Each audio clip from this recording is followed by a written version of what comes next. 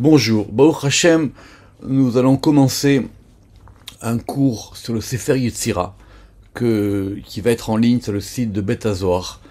Et le Sefer Yetzira, ça fait déjà de nombreuses années qu'on l'étudie à Beth Hazohar. On a consacré même un très grand colloque sur le Sefer Yetzira et l'un des plus vieux manuscrits sur le Sefer Yetzira qui est la Bibliothèque nationale de France. Et le Sefer Yetzira, évidemment, son nom, c'est le livre de la création, ou plus exactement de la formation. Il n'a pas toujours eu ce nom. Il s'appelait avant le livre des lettres de Abraham Avinu. Et c'est un livre très complexe. C'est un livre très complexe. Alors d'abord, il est divisé en 6 Mishnayot, en 6 parties, on va dire. Il est composé de textes très très courts.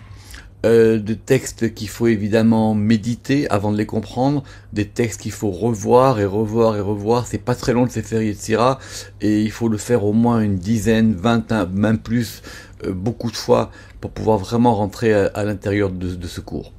Donc le cours il est avec un texte qui est traduit. C'est un voyage, comme je dis toujours, le Sefer Yetzira. C'est aussi un livre de feu.